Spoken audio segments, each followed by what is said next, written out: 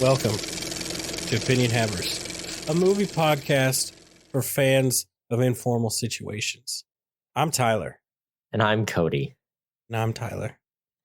Top and I'm bottom Cody. bills. No, I'm Tyler. Bottom. I get the top and the bottom bill, right? It's the most important spots. Featuring you sandwich Tyler billing me? with Hold Tyler. on. Also featuring Tyler, right? Cody, what did we watch? We watched Resident Evil Apocalypse. Excuse you.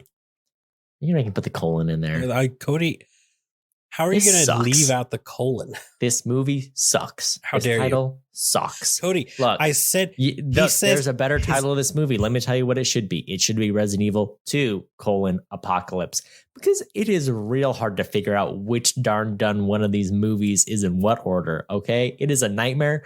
Netflix has 4 out of the 6 on Netflix, and you've got them all on your Movies Anywhere app. And I hated finding these movies, and I second guess myself every time which movie was what in the order. I looked it up, and then you start the movie and you're like, what in sweet heaven is this? Is this even the same film series? Tyler, why did you do this to us? Yeah, I mean, Cody, it never gets better. It's definitely something I've struggled with the whole time. This is the first time I've watched it where this probably happens every time, but I feel like this is the first time where I've realized it's clicked. The naming scheme has clicked for me. All right.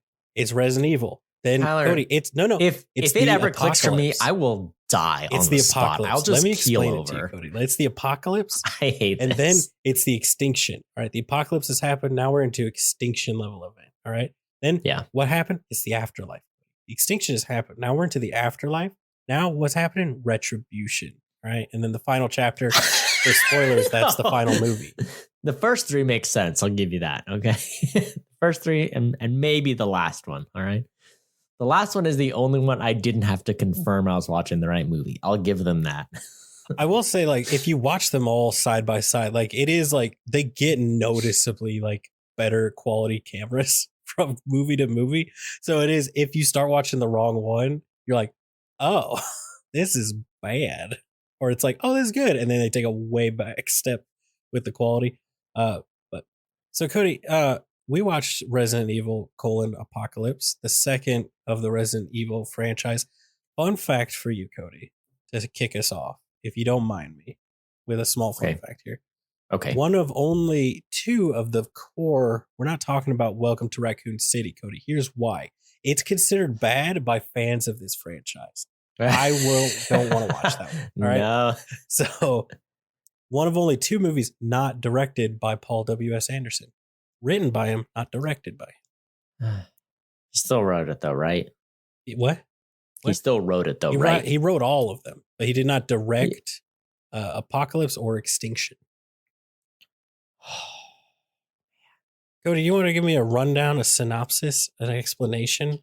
Explain yourself. Look, the last movie ended, then this one started. And at the start of this one, there's the virus is out. The first one, we're in the hive, all right? And there's a virus going on, and we're trying to figure out who done it. And in this one, it's the virus is out. The aftermath is happening, and we're all a part of it, okay? Jill Valentine's there, and whatever. It's zombies. Here's the thing. The first movie is a prequel to the first game. This is a sequel to the second game. Right? No. A prequel?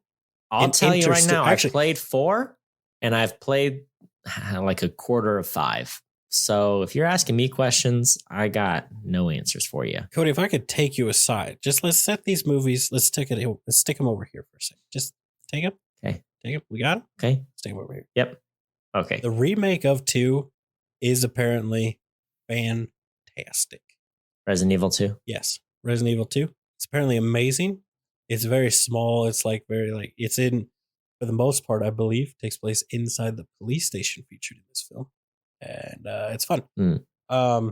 It's so actually, if I remember correctly, this is not a prequel or a sequel. This is there's time jumps in the game, and this takes place in between the time jumps. It actually explains how Jill and other characters get to certain areas. and how like people die and stuff. Isn't that fun?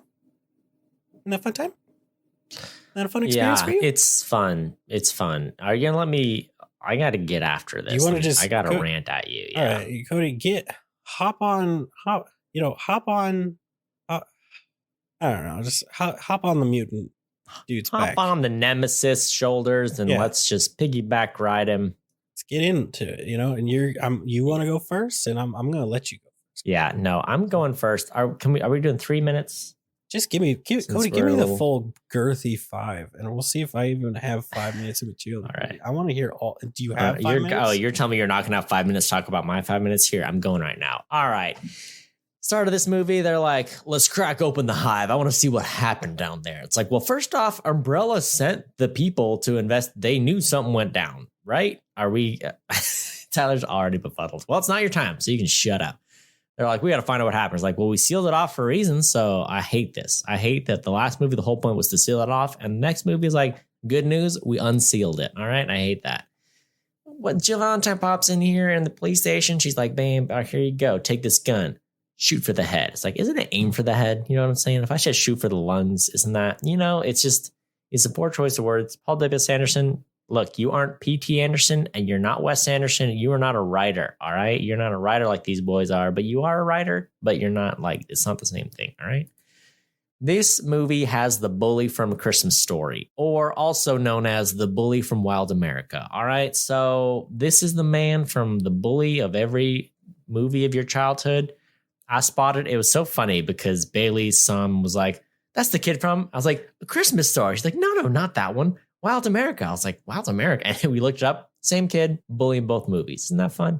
He's got the real thin eyes and the kind of face that you can just hate, where you're like, you look like a snake and I want to squish you. All right. You're the worst.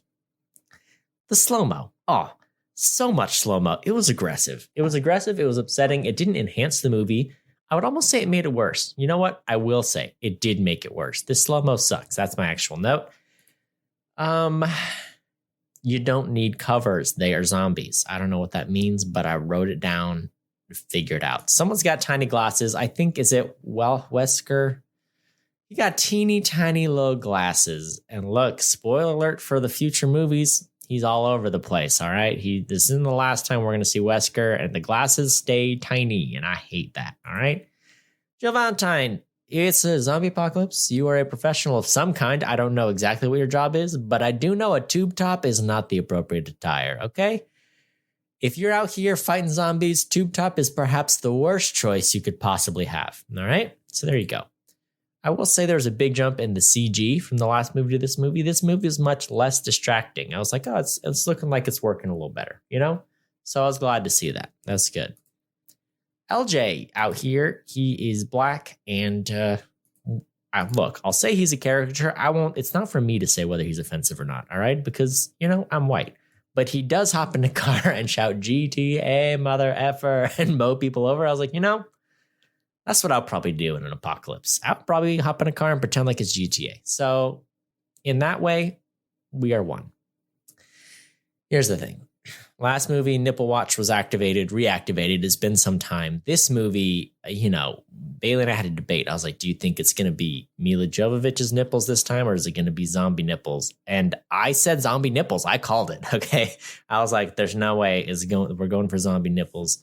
And I was right about it. I just had a feeling. I had a feeling in my gut that there were going to be zombies and they were going to be naked. We did a good job. I'm so confused about this virus. So you get the virus, you die, you get reanimated. But then they're in a graveyard and then things start popping out of the graveyard. I'm like, wait, hold on. How does this one work? Because how did it get to the graveyard? Because no one at the graveyard. I'm just a little confused. I think maybe later on they're like, oh, it's in the air. So maybe that's how, but I thought you had to get it when you were alive. I didn't realize it was the kind of zombie that was like, no, it's just people hopping out of graves, like the old school original kind of zombies. I don't know. How did the graveyard get infected? Who done it? All right. Who got in there? Who got into the graves to infect it? Here's another thing about this. Why does everyone in this movie have an accent?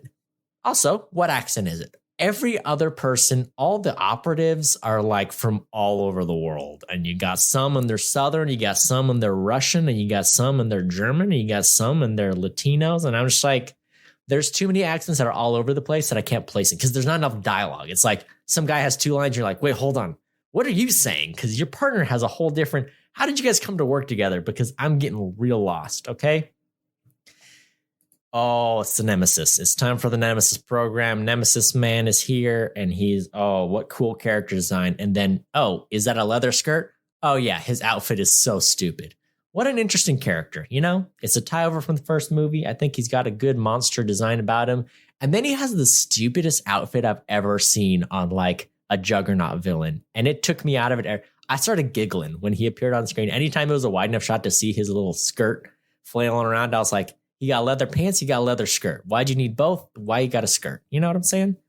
It's like a leather mini dress with like a little skirt flare out, but he's also got pants on. I gotta cut you off. I'm dying here. I'm about to sneeze, but I'm not gonna sneeze. I'm in the worst kind of hell you could possibly be in. Here's the thing. His outfit, I will give you this. I'm looking him up. It's giving me mostly video game stuff. His movie outfit, right, is different from the video game slightly, but I think it like is honestly, I'll be real with you. I think it's honestly just because it's the movie outfit looks like it would be easier to make, easier to like control and like act a predictable way. His outfit could be described as like, in like an old World War II game, and it's like, oh, who's the big bad guy? Oh, it's Colonel Stupin. He's a scientist. He's taking baby dog brains and turning them into evil goo. It's what he's wearing. It's like the lab coat that's 18 sizes too big that he's wrapped around himself. That's what it is. Yeah. And so what they did was they basically just made it like hard leather instead of like a loose. It looks like a trash bag in the game. It looks like it's a trash bag. So it's not good. Nemesis is a terrifying villain. I do know that. A lot of people talk about he's a terrifying villain in the video game, and because he's like one of them slow moving, like he gonna get you, but he dumb. Like you just go around a corner and he's like, where'd you go? And so you're like, so he's not like terrifying in the like, oh god, he's terrifying in like the way that like the alien is in Alien Isolation. You know what I'm saying? But he is the guy from the first movie. They were like, I want him in the Nemesis program. He's the guy, just mutated. Here's the thing. Cody, can I just get into my thing? Yeah. What is your thing? I'm going to do my time. I want to do a timer. Is that okay? Yeah. I'm just going to blast through it. Is that okay? I got distracted. Here we go. All right. Cody, I got some notes. Okay. I got a couple notes I took. First off, your first point, just my last point from the last movie. How dare you, sir? That was the last point I made from the last movie. And you're just like trying to repackage it as your own. How dare you? Okay. Cody, I know exactly why you wrote that, because they take cover while shooting the zombies. Repeatedly, they take cover like it's a war zone. Those zombies are not shooting back. All right. They never shoot back. They're just slowly walking. So it's actually pretty stupid to hide behind a wall so that you lose sight of them. And then they inevitably are right there when you go back to shoot them, and they grab you and they eat you. Okay. I will say this. It's a weaponized virus. They do establish that very well in the games and in the first movie, that it can transform itself. It can do everything. It reanimates dead tissue. It's meant to be a weapon, right? That's why it's like infecting everything. It is airborne. It goes in air. It goes in the water. It goes in the poopy. It goes in any hole it can get in, Cody. It gets in there. I do think they do go. The reason, I will say, I do think the reason they had them coming up from the ground is because the original Resident Evil zombies from the creators of the video game, they had said and talked a lot about the Night of the Living Dead, that like original zombie movie that like set the rules for classic zombies. Was it Night of the Living Dead? Is that what it is? Give me a nod. That was their big, like, that's the zombies that they're trying to go for. And they tried to evoke that same terror that people felt when that movie came out in their video game. So I think that was kind of like, here's the thing. I think Paul W. S. I hate it because I think he's a great at making movies, but he's great at making terrible movies. It's like you polish the turd so hard, but at the end of the day, it's still a turd, my guy. You know what I'm saying? but he puts so much care into it. That's why people like the movies that he makes. Because it's like, he's like, yeah, we're going to have a scene where it's like zombies coming up from the ground, just like in the old movie, because it's an homage to the original zombies that these are based on. It's so dumb. And I hate that there's that much forethought into such a stupid movie, Cody. Cody, to be fair, the characters are from video games. So all their weird outfits, their weird accents, they are based on video game characters, which we all know back in the day, that was a free for all. And the guys, here's the thing, I had to explain this to Tiffany. Black shirts, they're umbrella corporation. They're just corporate contractors. They could be from anywhere. Blue shirts, white shirts, those are cops. If they have a weird accent, there's no excuse because they're just city cops. Jill Valentine, here's the thing that will make you real mad. She's a STARS, which is a SWAT person, basically. It's their version of SWAT. So they did, I will say, in the remake, they gave her, she's wearing just a shirt. She's wearing a t-shirt like with a white undershirt and like a little button-up shirt. You know what I'm talking about? You know what I'm talking about. Much more normal and acceptable thing to wear into a zombie apocalypse. She looks like, what's her face? Laura Croft. That's more like that kind of outfit, right? But yeah, no, they went for it back then, all right? They went for it. They gave her the tube top. And in this movie, they were like, you know what? Tube top time, all right? Cody, let me tell you about this man. His name, Cody, is, gosh, I went away from it. Lloyd Jackson Wilson or something. But you could call him LJ because the informal nature of the situation. All right. That's what I say. That's why I said there's a podcast for fans of informal situations. Because if there's ever been a more informal situation, I want to hear about it, Cody. They have met in the zombie apocalypse, and this man is like, we don't need to be, we don't need to really be, that formal with each other. I will say, like, this movie, I feel like went the hardest, like, to try, like, to be like, let's see if we can be good. All right, let's see if we can go for it and like hit that kind of Matrix level of coolness. Because I feel like Dr. Ashford was like a cool character, and he kind of unifying all these different side stories, right? Gave a cool. I feel like the Carlos was cool. It like all the characters seemed to have more forethought put in than maybe the later movies. Cody, and I think you can agree with that, right? Maybe these people had some thought put into it. And I wonder if that is because it's not Paul W.S. Anderson. And then he takes it back and he's like, we're not caring, all right? We're not about that caring life, all right? Let me tell you, Cody, would it shock you to learn that the random dude, Matt, was not the guy that played Nemesis? Because it didn't shock me. Would it shock you to learn that this is a huge man? He's a big boy. That's all you need to know about it. Cody, Tyler, I'm going to cut you off right in the middle of that fully formed thought. All right. And let's talk about it. All right. I'm so glad you found out what I was saying about they don't need to take cover, because it was driving me crazy. I was like, hold on, what are you taking cover for? There's zombies that are walking at you. So, don't hide from them. Oh man. I mean, I got a lot still to run through. Let's talk about this. All right. I think this is probably the scariest of the movies. Mm-hmm. They went the hardest on the scare factor, and I think they did a pretty good job with a couple of them. I mean, the jump scare in the truck got me hard. I think it's her partner, I forget his name. He's like a big black guy who's also probably a STARS dude, or he's a local police. Anyway. Yeah, they're all STARS. Yeah, they're all they're in the truck, and he like gets him, I was like, oh, that really got me. All right. I wasn't ready for it. I jumped. I don't always jump at the jump scares, but that one really jumped me. Jill Valentine, she's out here. There's the camera lady. She's like, you know how to shoot a gun? She's like, I don't know nothing about shooting no guns. And so she hands her the gun, and she's like, here, just like this. And let me tell you, as someone who has learned how to shoot a gun, she did not do a very good job explaining. She was like, just hold it like this. You're like, wait, but you want to explain how to like reload it, or how to point and shoot, like how to squeeze the trigger, not pull the trigger, how to aim? It was just like, here you go. Here's a gun. It was like, the information you gave, it wasn't quite enough. You know what I'm saying? Yeah.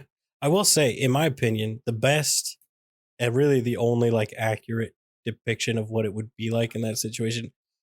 Cody, don't take this the wrong way, because I'm not a huge fan of this series. But I think it's the first season. It's like one of the first episodes, I believe, of The Walking Dead. There's a scene where like Rick is showing what's her face how to shoot a gun, and the dude that everyone puts in every military movie now, you know what I'm talking about? Mean guy who plays the Punisher. I don't remember his name off the top of my head. John He's Bernthal? like yeah. He's like shouting at her and running at her and shooting his gun and like, you know, he's like, hit the headshot, get the headshot, shoot it in the head. Like lets a zombie out of the bar and is like popping him in the head. He's like, that's what it's like. It's not like this in a shooting range. It's stressful. They're coming at you. You're scared. Your heart's pumping. And it was like the first time I remember being like, oh my gosh, I would die in the zombie apocalypse. You know, because he's like, you know, it's not the classic, you know, here, you know, I use one of these, aim for the head. You know, and it's like, cool, I can nail headshots from 1,000 yards with a 9mm. He's like, no, a skilled marksman could barely hit someone in the head from a foot away. Like, you're not going to be easily doing this. Yeah. You know? And then they proceed to all nail headshots from 1,000 yards away with 9mm. I'm pretty good at it. Show. But Cody, did you know in that show that Rick, he's got a revolver, all right? Somehow always that's why they call him Revolver Rick. I'll tell you right now, it's probably hard to find bullets for that gun now, and they're still making them. Yeah. One thing that's kind of interesting about this movie is like one of the major plot points is the doctor's like, hey, save my daughter. She's at the school. And he tells all these people this, and they end up meeting up at the school. And then like most of them get killed, but they're all looking for the girl. They're all looking for the girl. And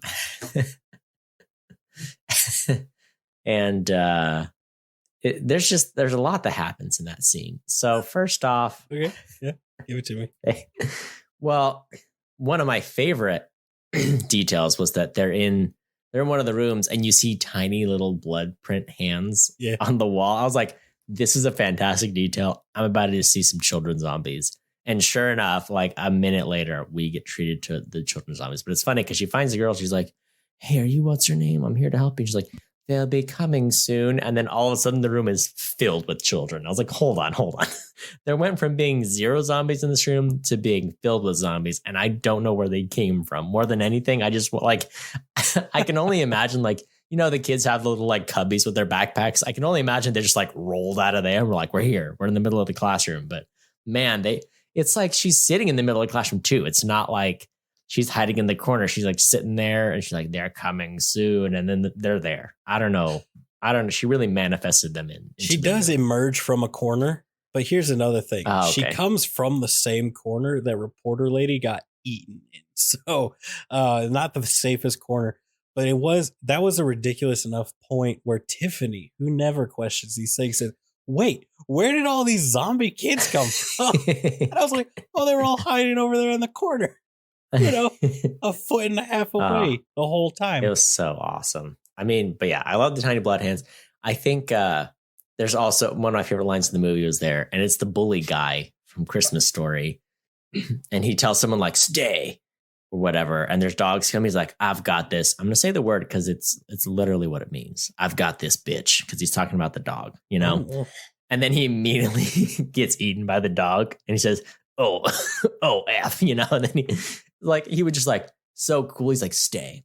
I've got this. Oh, I'm dying. I've never seen anyone go from being like the cool guy to the dead guy so quickly. It was awesome. It was really fantastic. He did have the one. It was the second one. It was a real attempt he got one. A clever girl moment, you know? Like that's I felt like what they were going for, but they didn't like have it's not like they outsmarted him. The other one just showed up. So they didn't. It was like I half expected him because he like looks and there's a second where his eyes meet the other dog, and I was like, is he about to say, "I'm a girl"? And I'm like, there's nothing clever about this dog. But oh yeah, I mean, yeah, I got a few more notes. I think honestly another high point of the movie early on when they're in the church. And there's like a priest dude, and he's got like his sister. She's in a chair tied down with barbed wire. I thought that was awesome. And like he's been feeding people to her. I was like, this is so cool. You know, there were some elements of this movie where I was like, oh, this is awesome. Like, you know, Nemesis is a cool idea. The lady in the chair is a cool idea. The little kids with bloody handprints. Like, this is awesome, like spooky foreshadowing of stuff, you know? Yeah. Those were kind of the high points in the movies for me.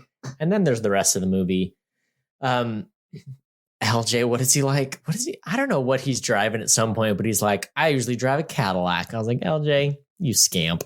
Well, okay, no, I can tell you what he's. So he says the evil corporate guy with the Bluetooth earpiece the whole time. That Bluetooth, Cody, I don't know if you ever used a Bluetooth earpiece. They fall out all the time. Like at the slightest provocation, they will just be gone. So the fact that this thing is not only, they must have super glued this to his head. Okay. But he's like, why is it taking so long for us to take off? And then he turns around. He's also not in disguise. So it's like you could clearly see it's not the pilot because he's wearing a leather jacket that's brown. And he's like, because I normally drive a Cadillac. And then it's like, they got He really waited for the zing. And look, I admire that. But okay, but now this dude was threatening to kill all these people. And LJ was just chilling in the helicopter. Never got captured.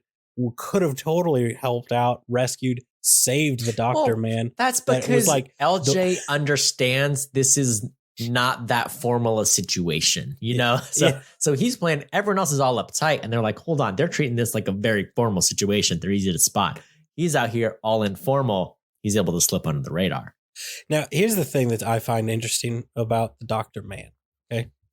Because had these not been like video game based things, where it's like the world ends in the Resident Evil or in the Resident Evil games, it's like it's over, it's the apocalypse. They're desperately trying to do stuff, but like 99% of people are gone, right? So the cool concept they could have done for the movie series is had he stayed alive, it could have been like this ongoing thing where it's like, oh, he's like the one hope for curing this. So it's like a constant war between different factions for him, you know? And it's like always like, oh, it could have been a real like Last of Us kind of situation, you know, where it's like, oh, I don't know, Baby Grogu or something.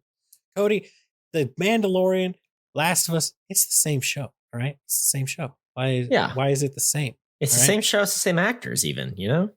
That's great. We love it. HBO was like, we want to do a Mandalorian, and they did it. Yeah. Showtime's up next, you know? We're going to make the runs. Then finally, we'll get to Tubi. All right, let's talk about this.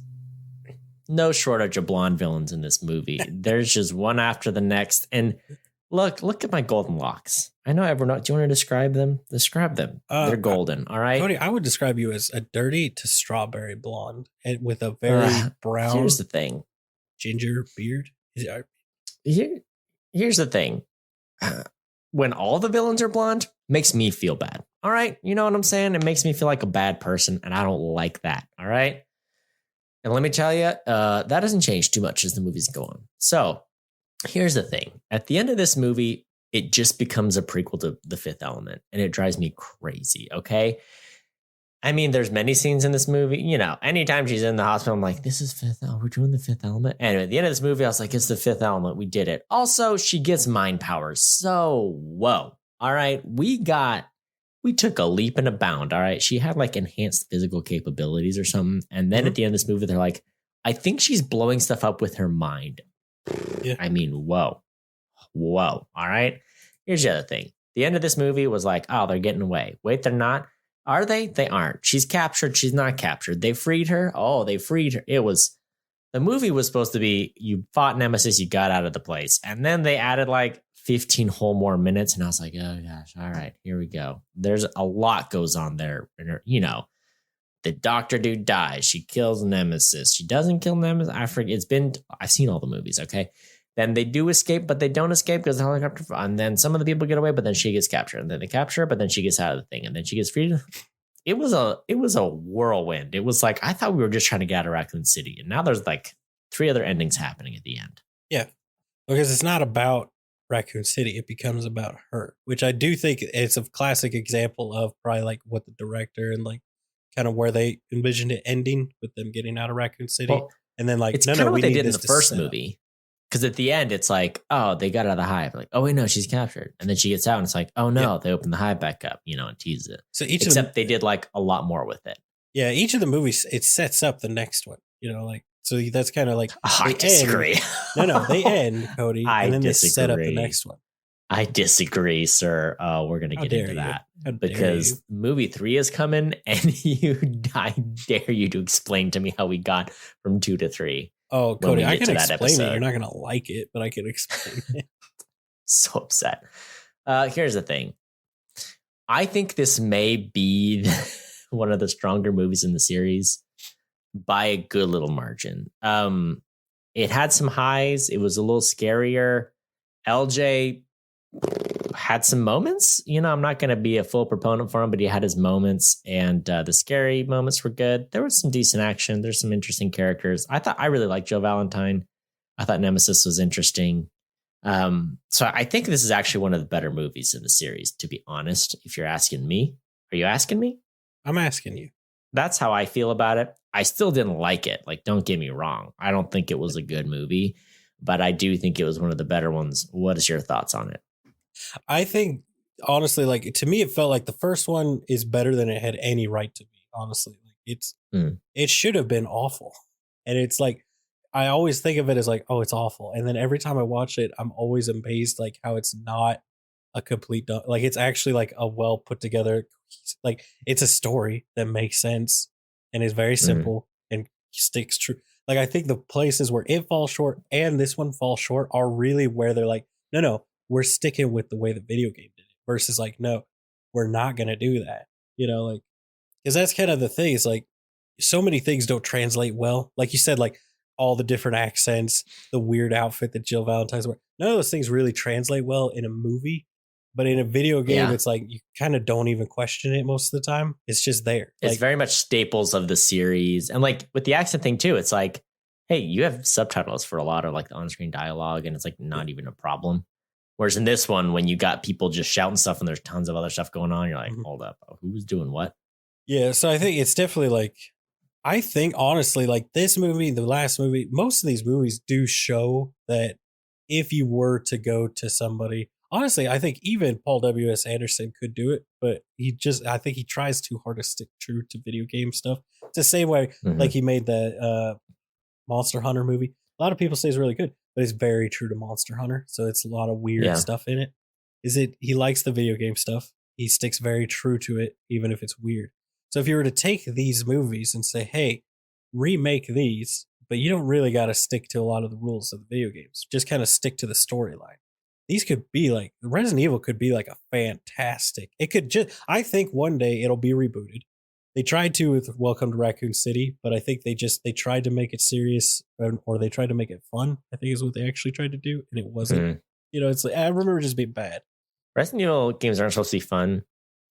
They can be kind of campy, but like, they're never like, hey, we're going hard into the comedy. We're trying to, Yeah. I could see these movies being remade and being kind of like how the games are being remade and how the more recent Resident Evil games are, where it's like their level of quality has like gone up 1,000,000%. And it's everyone's like, oh, these are like, where it's like a remake of the game that this takes place at the same time as it's like multiple Game of the Year awards and like everyone loves it. Because it was just like changing random things, changing all those things that you're like, that's kind of weird. Like the simplest thing being like Jill's outfit or Nemesis's outfit, like the way his character design, just modifying it a little bit to make it not weird. Yeah. And make more sense. Just things like that I feel like if you did that to the movie, it would also elevate it. Because like all the actors, I feel like did a pretty good job. It was, and they died, but it's like you could do a little bit more to make their deaths feel less like a video game death, more like a horror movie. Like, oh my gosh, I'm terrified. Right. Yeah. Yep. That's a good point. But so what else you got to get off your chest before we rate this one? I think we kind of covered most of it. Like the movie, there's not a ton going on in the movie. I think the church scene is definitely the scariest part of it. And it was cool and like a cool introduction to showcase like, oh, Alice is like, she's cool now when she like comes in and just wipes the floor with those things that were like the ultimate, like, oh, if you run into one, you're dead in the first movie. Right. And so Yeah. I mean, I personally, again, it's like the first one. It's way better than it has any right to be in my mind. And Yeah. I'm always pleasantly surprised by these movies. I go in expecting so bad, and they're not that bad. But it's like I'm expecting absolute atrocious garbage, and they're watchable and fun. And I'll get into this, especially in Afterlife. But I think there is a movie series that I would love to see given to Paul W. Sanderson. That I think he could do a fantastic job with, and I defy you to fight me on this one. All right, I'll do my best. So what grade are you going to give this movie? Let's see. I gave Resident Evil a B plus, right? Or did I give it a B? You remember? Yeah, I don't know. Because I think this one's good. It's better in some ways, but I think as an overall movie, because the first one tries to be, I think this one's slightly worse than the first one, but it's more fun than the first one. Yeah. So I think I'll go a solid B, even if that's what I gave the first one. I'm gonna give it a generous C minus, which is higher than I rated the first one. Yeah, I think it was better than the first one. I think the highs were a little higher. For me, the only part of the first one that was awesome was like Red Queen was interesting, and the ending, the twist ending, was pretty cool. But that was kind of the only thing that did it for me. So there you go. Whereas this one, I think there was a little more throughout it that was kind of, something. Do you think your likes of this one is due to the different director? I don't know if I would go that far. He doesn't. I mean, the direction of it, yes, because it leans a little more into the horror, I think, at times, and I think that's the strongest elements. So this is interesting. You give this one a B? You give it a B? Yeah. Is that right? Can I give you just a quick little? I never looked up this director before, so this is his only like feature film as the director. The only other like him being the main director credits he has are 2 Land Rover commercials around No Time to Die, like based around No Time to Die. Interesting. Okay, but he has over 40 credits as a second unit director for movies like No Time to Die, Jungle Cruise, Bird Box, Avengers Infinity War, Spectre, Terminator Genesis, Cinderella, Hercules, Skyfall, Safe House, X-Men First Class. Like he's the second unit director on like some fantastic films. Well, well, it looks like they credit a lot of him as like a director of photography, unit director, and camera operator as well. Camera operator on Thelma and Louise. That's wild. So he's all like, over the place. He's a camera, like you said, like he's a director of photography. Yeah. In most things. But like looking through this, like I could really see like the action sequences in this are shot awesome. Like when she like runs over the side of the building and the camera like follows her down and stuff. Like there's some cool shots. You could see like it's kind of like it's like the same vibe, not as good of a overall package, obviously, but like the guy that they did the heist. They were like a bunch of stuntmen. They did what was it? Was it the heist? Was that the movie? And then they Raid? Those guys that Raid 2? the Raid and Raid 2. And then they did. Or is it the same guys that did John Wick? Was it those guys that did the Raid? Yeah. No, because the Raid guys are like from Asia. Yeah. I don't know which country in Asia, but they're like Asian stuntmen. But they're like those movies aren't great, but they're awesome for like stunts and choreographed fights.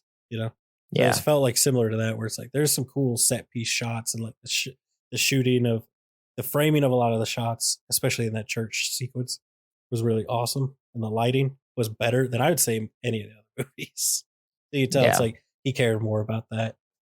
Sure. So I think that's probably why I think it seems like it went for it more, because this was his shot to be a director. Yeah, and it fell short. For sure. I mean, fell short. I mean, when you're the director of photography for like all the James Bond movies, I think you're probably doing pretty good. Wow. Well, there you go. That's all I've got. Appreciate you all listening. You can share us with your friends, Opinion Havers, on social media at Opinion Havers. If you want to make me suffer through any more film series that I'll hate, you can just throw those recommendations on at us. Yeah. Until next time, watch movies and have opinions. You got to meet the Red Queen, Cody, but she's a little girl. She's just so small. Oh, yeah. You don't like that? No, Jesus. So much fatigue from these movies. They made it for her, Cody, because she couldn't walk. That's where the virus came from. Yeah.